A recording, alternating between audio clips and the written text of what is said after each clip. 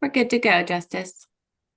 All right, I like to call this Buncombe County Public Library Advisory Board meeting to order. As we always do, our ethics reminder. In accordance with State Government Ethics Act, it is the duty of each board member to avoid both conflict of interest, appearance of conflict. I have a public announcement to read before we get to public comments. So, next on the agenda is the public comments. The time is limited for individual comments to the board. It is 3 minutes. Please be sure to state your name before beginning to speak. The library board members are not expected to respond to comments during the public comment. This is your time to speak to us. Please remember that the members of the library board are volunteers who serve in an advisory capacity only. The library board does not establish any library policies. If we have anyone who would like to speak, can we allow them people to come on? Thank you.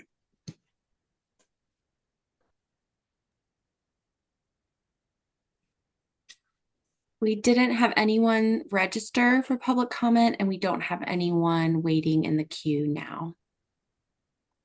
Okay. Do we need to wait or just move on?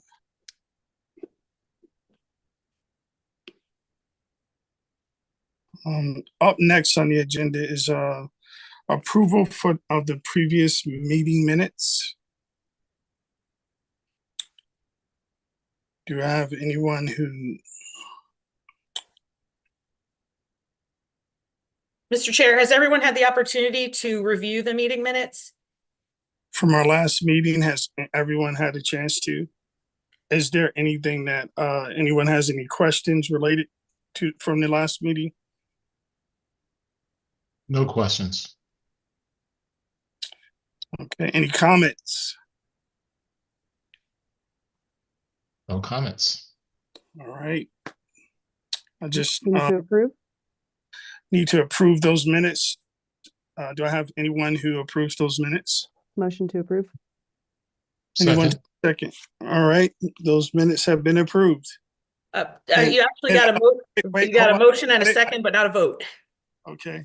I need a vote from all who agree with those minutes. Give me a thumbs up or an aye. Anyone opposed? All right, those meetings that it is approved.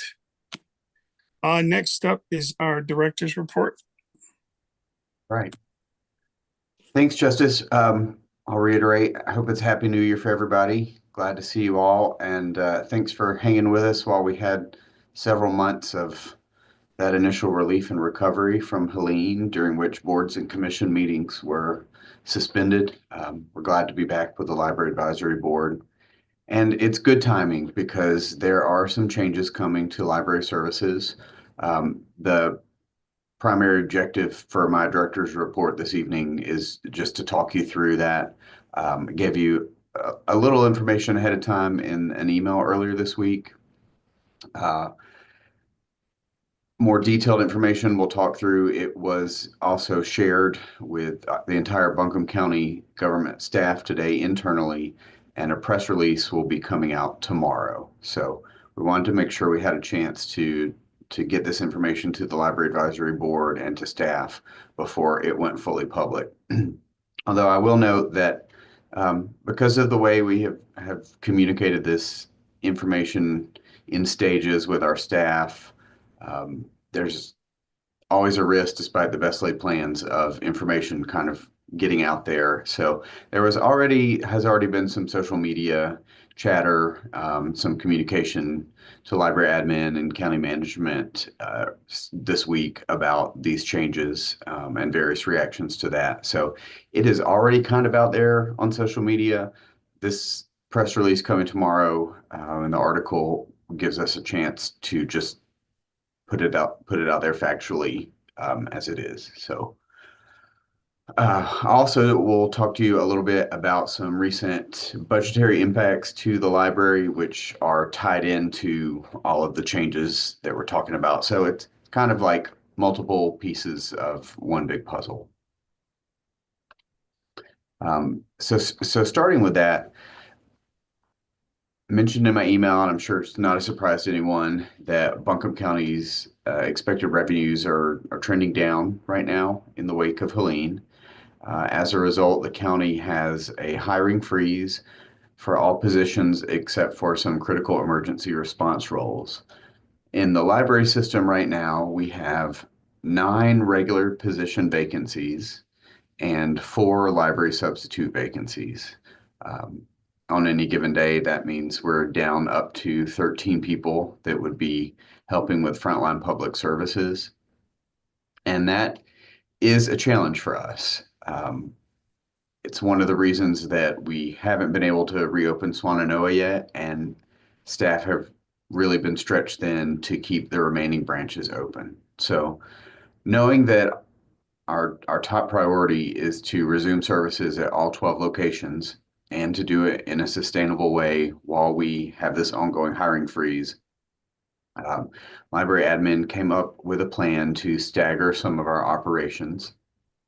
And the intent with that plan is to allow us to operate through however long this hiring freeze lasts with our current vacancies, also to allow a little bit of wiggle room, because we know in the life cycle of any organization, there will be some additional turnover.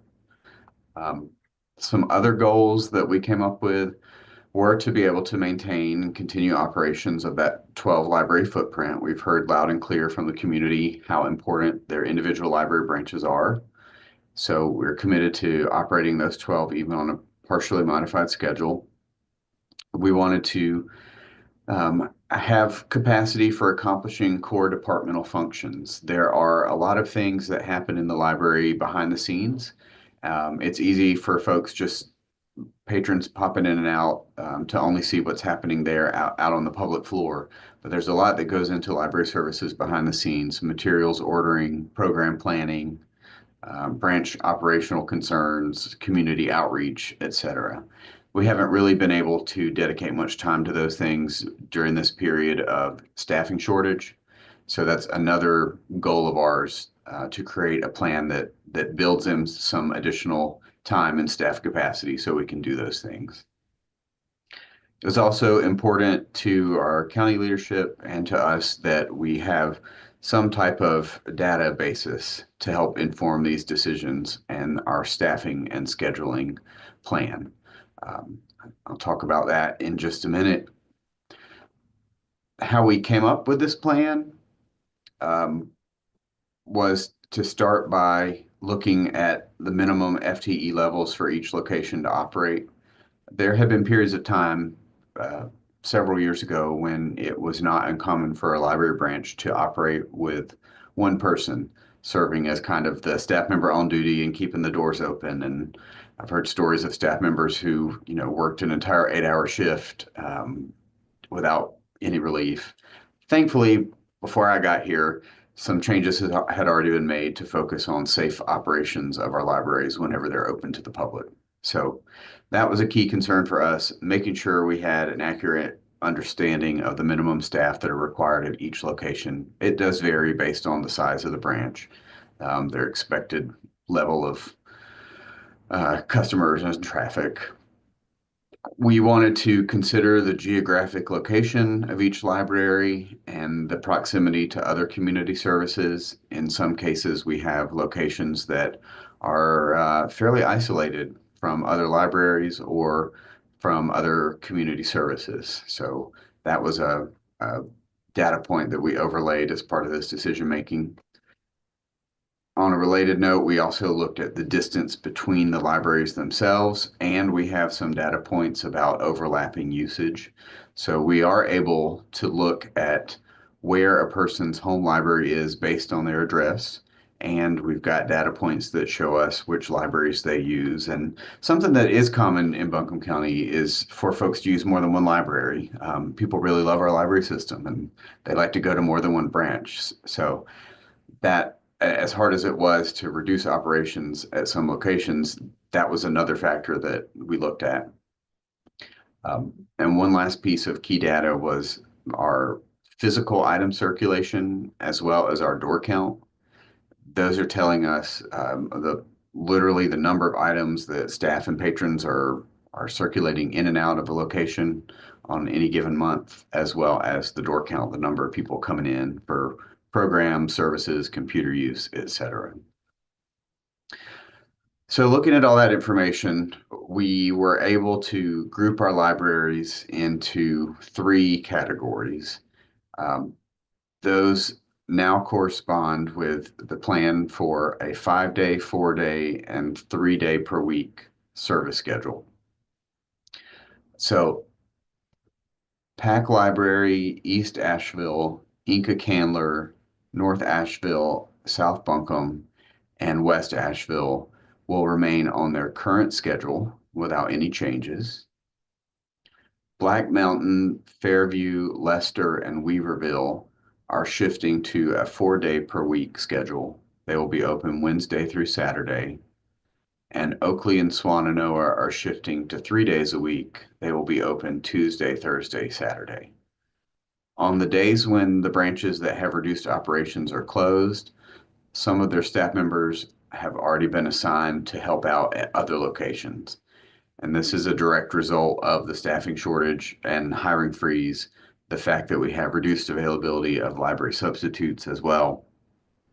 Those staff members on the closed days will be helping other branches, or if their branch is closed, they will have an opportunity to work on some of the behind the scenes tasks that I just mentioned. There were a few additional considerations for us as well. One is that at least one of our library systems must maintain a minimum service level of 40 hours per week in order to qualify for our annual state aid through the State Library of North Carolina. For fiscal year 25, that is almost $289,000. And in a tough budget year, it's really important that we meet that minimum service level so that we can receive that amount in full. It was also important to us that we maintain dedicated youth services librarians and continue to provide early literacy programs at all locations.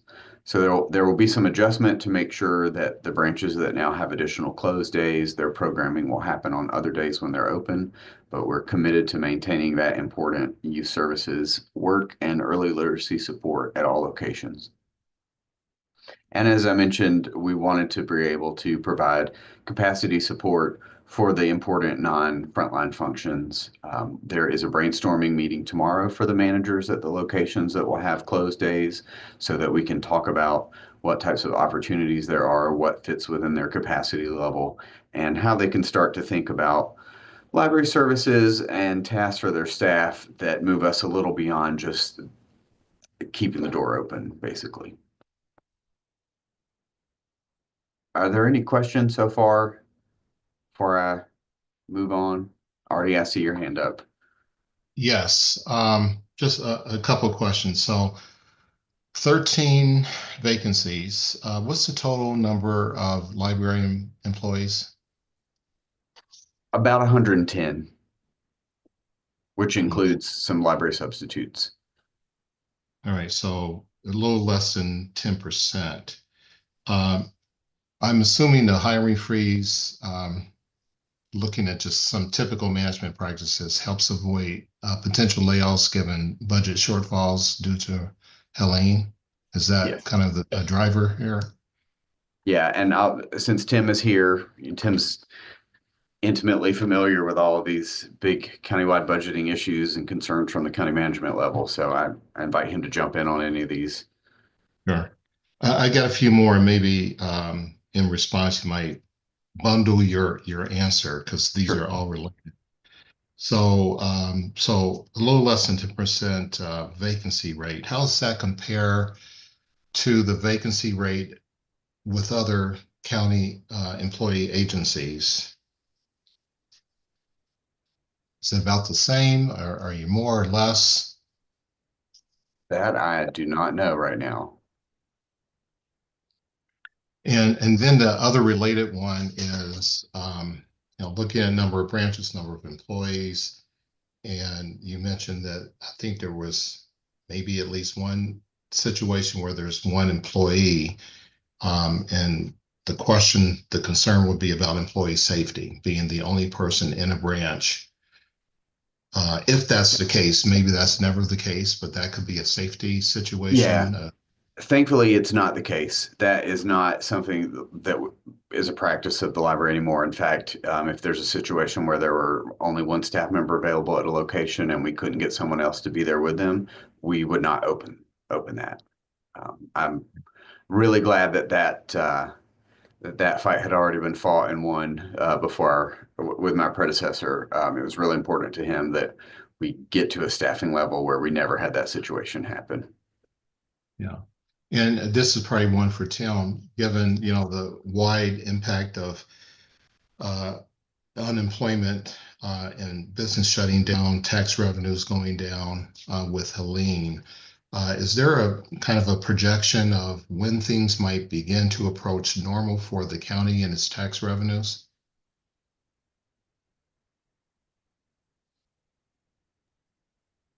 Great. I appreciate the questions, Artie, and I'm glad to start to talk about a few of them. So, from the hiring freeze perspective, I want to be very clear, like this is across Buncombe County government, as Jason said. So we're not singling out the libraries or other departments for that matter. And at this point, we have approximately 80 vacancies that have been frozen across the organization of about 1,700. The rates vacancies vary greatly across departments, so it's hard to kind of lump them together. Some of our, hardest departments, the detention center, sheriff's deputies, et cetera, social workers, very different rates than some of our other departments, Parks and Rec, libraries, et cetera. So it's hard, not really apples to oranges. What I would say, there's going to be a healthy public discussion on budget this coming Thursday. Commissioners will have a work session open to the public. It'll include participation from both school districts, Asheville City and Buncombe County. And so I think you'll get to hear some more specifics as to what we're projecting in the current year budget, as well as potentially in the future year budget. And so I'll allow some of that to play out. What I would say is, in the current year, we're going to see different numbers. In the current year, we're really dealing with, sales tax, the impact of being closed, in the fall, our peak season. But we're still beginning to collect data as it relates to property tax. And so property tax bills go out, and this is about the time of year when they start really coming in. And so we're evaluating that on a regular basis. I can say that, yesterday during Tuesday, during the commissioner's regular meeting, there was a property tax collection report that our tax collector presented. And that report shows that we're 2.5% lower in terms of our property tax collection from the same time last year. 2.5% doesn't sound like a ton, but in our world is, approximately $3 million per percentage point, which is a very large impact. So we'll continue to monitor that. That's not necessarily where we're going to land. And so we'll continue to evaluate the data. The build back, we want to be optimistic, but I know y'all know as you drive around the county, there's massive impact to our community and a loss of what we would call value, literal, loss of homes, damaged homes, things like that. And so we're still wrestling with that. And so we're going to see that for a number of years. Comparisons to other communities, decades to recover, but we're resilient here, and I'm confident that we're going to work as hard as we can to recover quickly. So long-winded. Hope I got to some of your questions already. You did. Thank you. Lana? Just a point of clarification. Is it still the case that Swananoa has actually not been reopened yet, and now it is going to be open 3 days a week? Correct. Okay. So as of January 25th, all 12 libraries will be reopened in some capacity. That's awesome. And also just mentioned that while Swananoa has been closed, work has been going on inside. Jamie McDowell, our branch services manager, is here, and I know that she's been helping shepherd a lot of the work there. So a full weeding of that collection, freshening up there, some changes to the staff work area, the book sale, kind of rerouting traffic so that they don't have to go into the basement for anything. So I think we'll see. I believe it will lead to increased circulation. We know that when we do a heavy weed in a library branch, that it actually helps with turnover and higher checkouts. So we're hopeful that even though it's 3 days a week, when people come back, it will be a better experience for them on the days that they can be there. And I have been emphasizing to the entire library staff and the people that I've talked to that we know, from the start, this is not our ideal plan. This is not our dream for library services in Buncombe County. But we had to come up with something that would let us sustain in some way through this hiring freeze. So our top priority as positions are eventually unfrozen is to restore service back to these branches that have been reduced from a full schedule. We've also talked about making sure we have time for the schedule to settle in for a little bit. I've heard from library staff repeatedly that in the wake of Helene, inconsistency in so many different ways and reassignments and just not knowing on any given day where they may be, whether that's with the library or with another temporary assignment, has been a major source of stress and anxiety. So we did commit to providing our staff with a schedule that we can put in place. It will likely be longer than any of us would hope for. We wish we didn't have to do this at all, but it will give them some stability and consistency. The folks who have those secondary assignments, those will be at the same branches on a regular basis, so they don't have to have any guesswork into where they may be. We also heard from members of our management team that they wanted us to come up with a plan that was kind of the right size for the staff we have right now, instead of having to continually chip away at library services. Like we start to try and do all 12 on a full schedule, and then from week to week are maybe reducing more and more or cutting more and more services. So, but ultimately, I take some comfort in knowing all 12 will be open, and this is temporary. This is not our permanent plan. It's not where we will land long-term for library services. Justice. Oh, you're on mute, Justice. The data that's collected to determine is foot traffic or usage in the library, is that just by the use of the library card being scanned? Or is that by clicks of the number of people that come in and out? It's with the foot traffic is with a door counter, like a physical door counter device. Those were recently upgraded right before the storm. So we know that with the extended closure and just bringing a new door counter system on board, that wasn't necessarily reliable data right now. So we did pull the past 2 full fiscal years worth of data to look at. The good news there is that we'll have super reliable data going forward with the digital door counter system. And then circulation, that is physical item circulation, and that's tracked in our Evergreen library inventory system. So that is showing us every physical item that gets checked out from a location. Was there any other libraries affected by the hurricane in the way that Swananoa, where the area was really damaged, where you couldn't have a lot of access to the libraries? Here in Buncombe County? Yeah, in Buncombe. Not really. Okay. Fairview Library, the surrounding area was really heavily hit.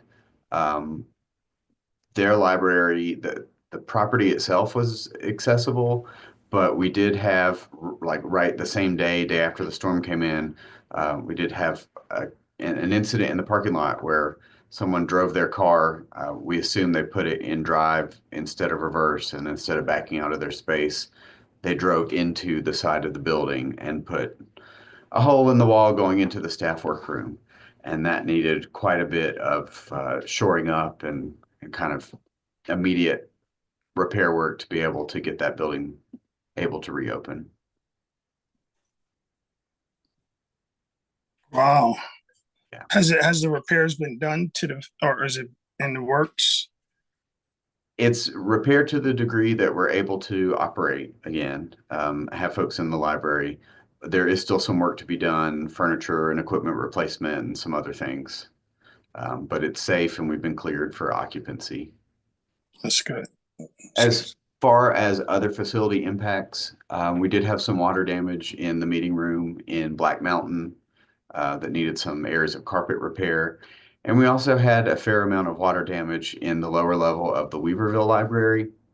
If you've been to Weaverville, you may know that that basement level, just because of the topography there and it's the way it's constructed, it already struggles with moisture. They have dehumidifiers running constantly, I think six or seven of them.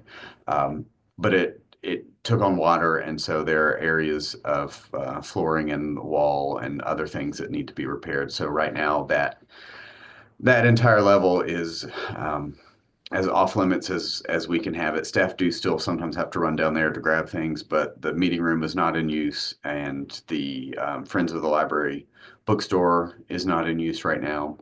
That was also a contributing factor to Weaverville being one of the libraries that's on a 4-day schedule. They have a pretty high circulation count, but just thinking about the inaccessibility of that level and the limits that puts on their programming, as well as some severe staffing shortages that they're having specifically at that branch, it made sense to kind of take a little pressure off there and have them on the 4-day schedule. That's great. I guess I don't know if anyone on the board knows about Swannanoa. Swannanoa became like a community center hub, distribution center, mental health, FEMA recovery assistance. And I mean, we ran that for almost 9 weeks straight. And it was just wonderful to see the library still be used and still have accessibility, and people respect the library. Because I was there probably 5 days a week, sometimes 6, and to see, like the kids still loving the library and people coming in and reading books in the library and then putting them right back, like coming in and holding their space the next day and reading the book. It was just really a powerful thing to see this little old library in Swannanoa. It is, I guess the way they designed Grovemont was to, originally it was a community center. And so it's all designed around the park, the community that we are in. And so it's really, really beautiful to see the community come together. And about the day after the storm, about 200 and something people were down at our library, seeing what's going on. It was like our town hall, and we had volunteers from the mental health community.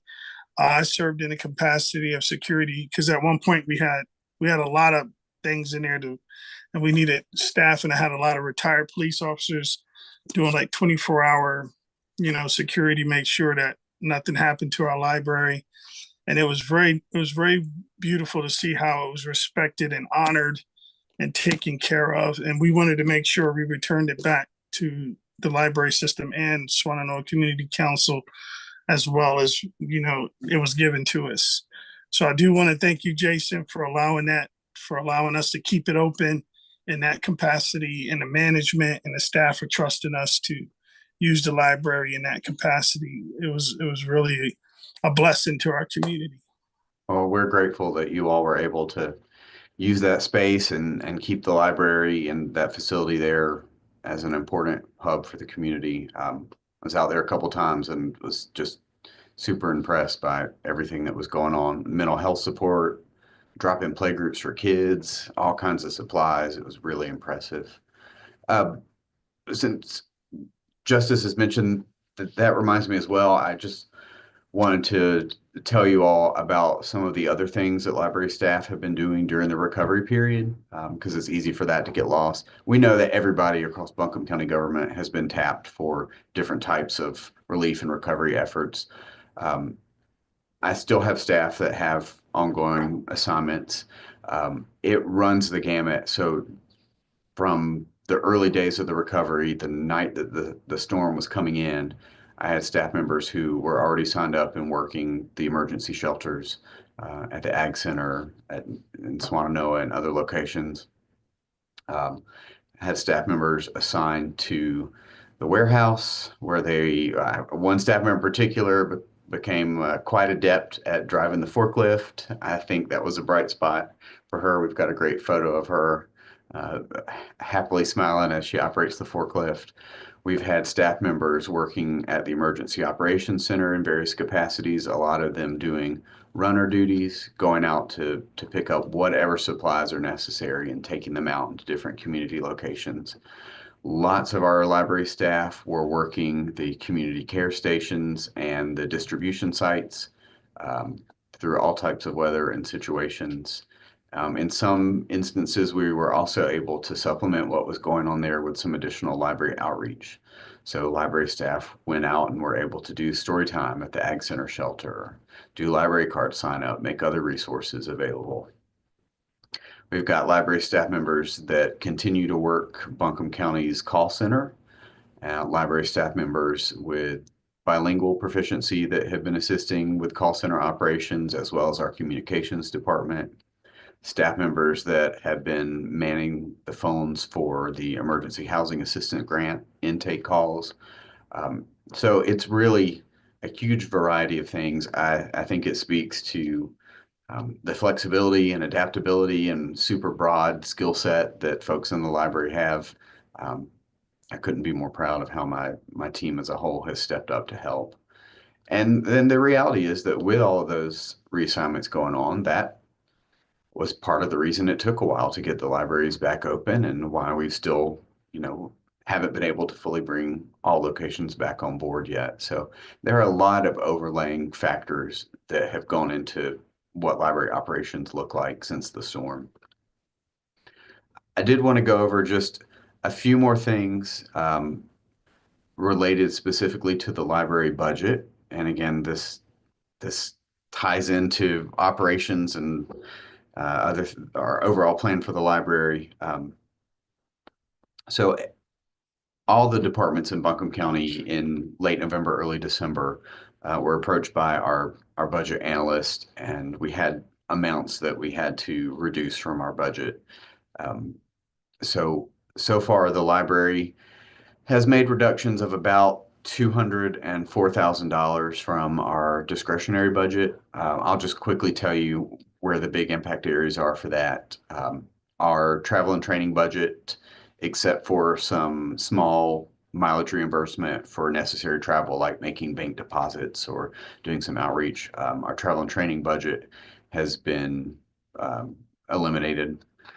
Library programming budget was reduced by about $43,000. That's an overall reduction in some of the big impact programs we're able to offer, like One Book, One Buncombe for 2025, the hoped for launch of a adult summer reading program, and reduction in our ability to have outside performers and presenters. On the bright side, this has been an area where our Friends of the Library at multiple branches have already stepped up and offered to help. I know that the Friends of Black Mountain were very quick to offer additional support. The Friends of Pack Library have committed to funding summer reading for the entire library system. So we're really grateful. There are a lot of library systems that if they found themselves in a similar position and didn't have the strength of the Friends groups to support them, wouldn't be able to do nearly as many programs. So we're grateful for the Friends support. Some of the less flashy spending areas that happen in a department like ours, reductions to office supplies, printing, building and grounds maintenance, some of our contracted services. And then the biggest reduction area for us for this round of cuts was a reduction in the library substitute budget. So that was cut by about $108,000. So in addition to having fewer subs available total, those subs that we do have, we don't have as much money in the temporary salary budget to even use them. So that just further complicates the staffing and scheduling, trying to keep all of our branches open, and is another factor for why we had to make some adjustments.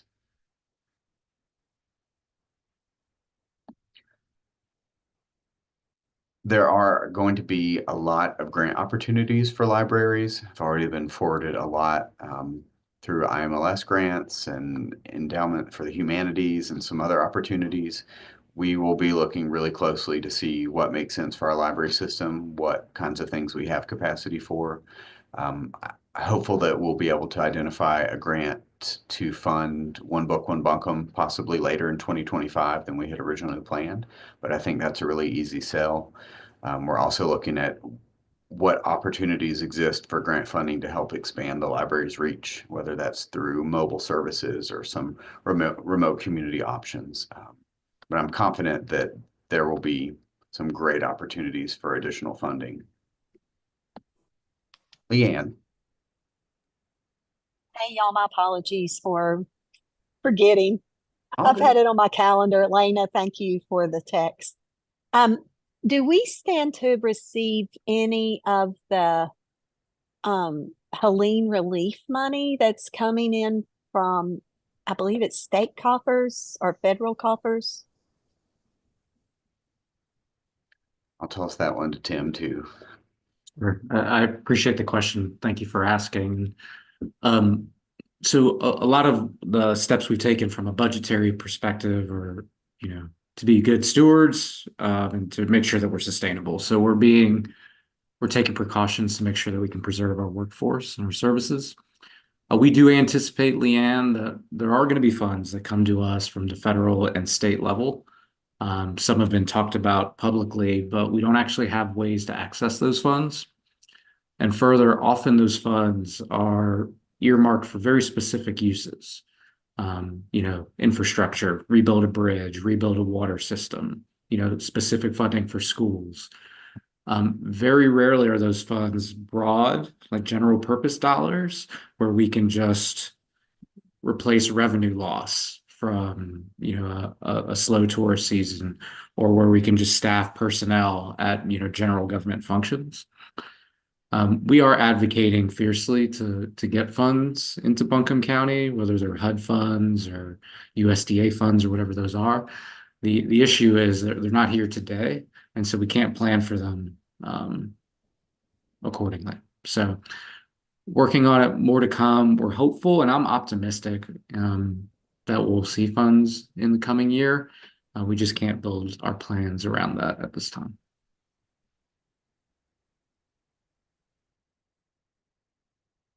Elena.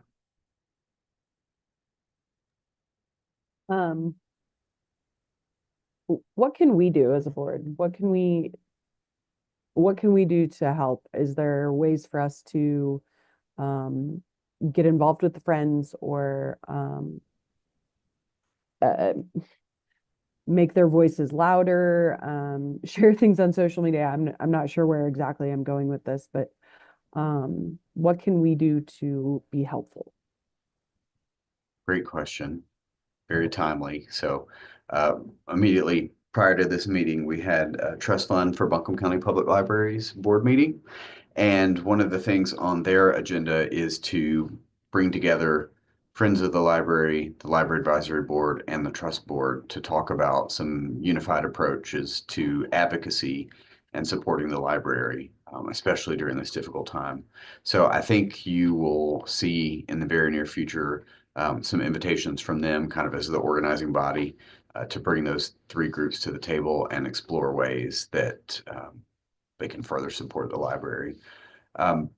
Just personal request. If as representatives of the Library Advisory Board, you get questions and, you feel equipped with the factual information to answer, I appreciate you doing that, being able to stress to folks that reach out that this is temporary, that we are trying to do the best thing we can and maintain all those 12 branches. Of course, you're always welcome to direct people to me, and I'm happy to talk through that with them as well. We're already hearing, so we know that there are going to be community members who are really deeply unhappy, distressed about the changes that we're making. So I realize that some of that could come your way as advisory board members. I'm also happy to talk through with anybody individually if you have more questions or want to talk in more detail about anything that has come up this evening.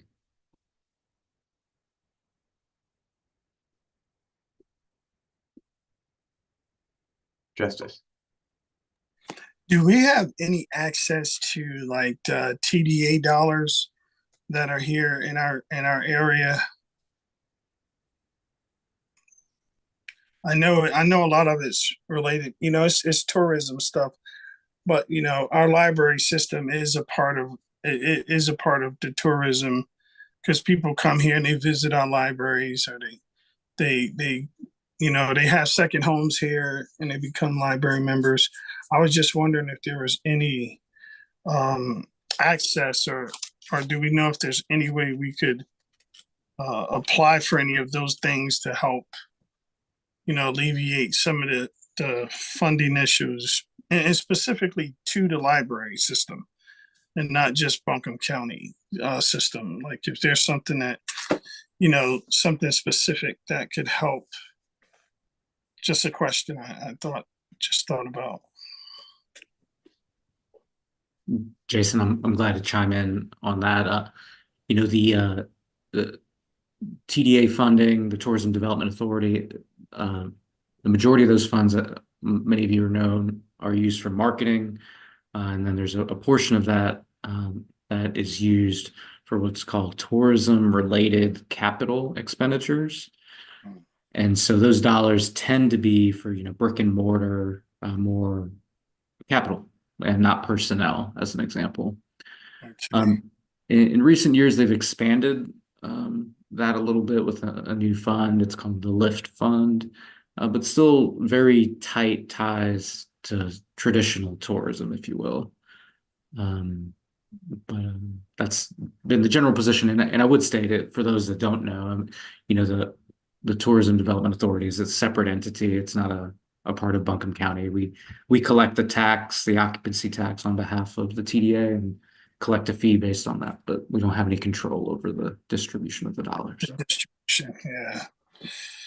I do know that there's one way we could help is to reach out to our county commissioners, especially the county commissioners that are in your district.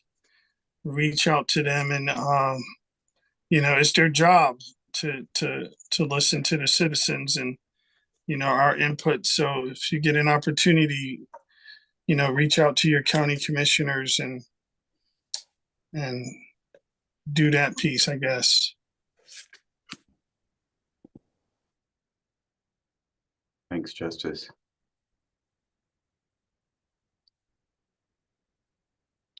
Well, that's everything I wanted to talk through in the director's report. I know that was lengthier than normal, but appreciate your questions. And again, if you have questions that come to you later or want to talk about anything in more detail, let me know. I'm happy to hop on a call anytime.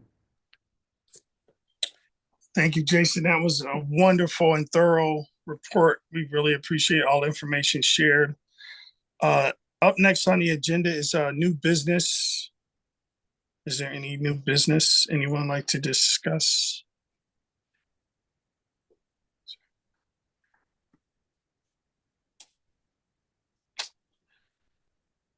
Well, since there's no new business. Actually, I just thought of one thing to just mention. Our clerk to the county commission asked me to make sure I noted. We've got 3 vacancies on the library advisory board now. And so now that we've come out of the kind of the pause on boards and commissions. They're going to do a renewed push to try and recruit for those. So they'll be posted on our boards and commission site. If you know folks that are interested, the openings are in Buncombe County Districts 2 and 3.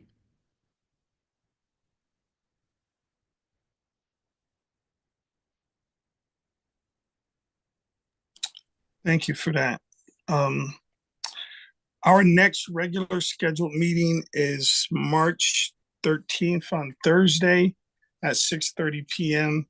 It hasn't been determined if it's Zoom or at an actual library yet. So that information will come before the meeting to us. And if there's no questions or comments or anything else, this meeting is adjourned. Justice, I'm sorry. I've got one quick thing, and I think I know the answer, but I need to ask. Oh, no problem. It's not kosher for the libraries to accept volunteer workers. Is that correct? So we have had a pause on volunteers while the county as a whole worked through a new volunteer workforce policy. That was approved a few months before Helene hit. So we have the approval from the county to consider having volunteers again. We just haven't yet put anything in place with our department, for the management and recruitment of volunteers. But it is something that we're interested in talking about as a library leadership team. We've had some folks reach out and offer to volunteer. So Yeah, so that means, sorry, so that means at this point, we aren't able to use that type of human resource to help get us over this hump. Is that correct? That's correct right now. Yes. Okay. Thank you. Yeah, that would be a great gap filler if especially if it came from any of us on the library advisory board, as in our position to go in and volunteer in our districts and areas. Thanks for that, Leanne. So if there's not any other comments or questions?